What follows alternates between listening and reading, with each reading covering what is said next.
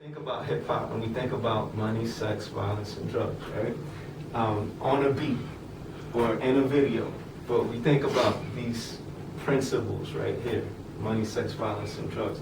And in fact, you've seen shows now that are called Money and Violence or Love and Hip Hop, which is more like, you know, sex and violence hip hop. But we don't really think about this stuff. And we didn't originally think about these elements here in hip hop culture either. But we were definitely dealing with these.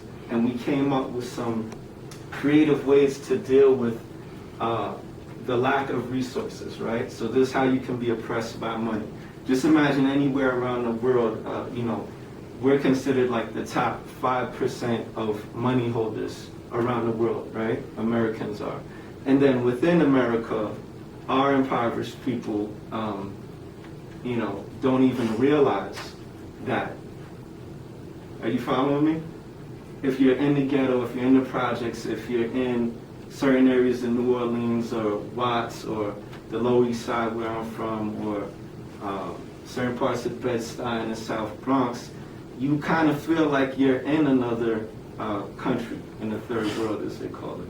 So money is one way that you feel oppressed. And even if people aren't oppressing you actively, your relationship with money begins to be this self-fulfilling thing, right? Because every time you see this idea of money, it's a trigger that you're the person who doesn't have. Raise your hand if you haven't experienced someone being in control in a way that was inspiring to you and didn't make you become submissive or less than because they were in control. Raise your hand if you're not familiar with that. You haven't experienced that.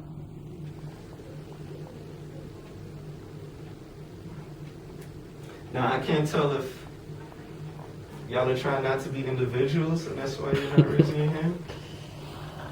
In which case, you should all be raising your hands because you said it's bad to be doing what the group is doing.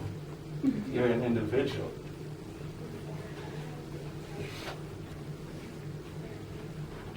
So if you have experienced people being in charge of something and transcending the space together and being seductive in certain ways, right?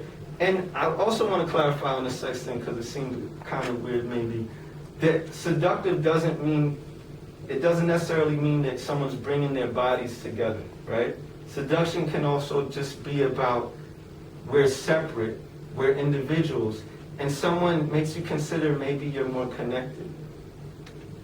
Okay? So have you experienced, what type of ways have you experienced someone bringing you together, seduction, exchange, power, being in charge, transcending a space that was positive? Because some of you said you have, right? By the way, there's no wrong answer to this. I'm just curious how you've experienced this, because I'm here to talk today about how I've experienced it, and it's amazing how I think people in the South Bronx in the 70s were able to come up with this.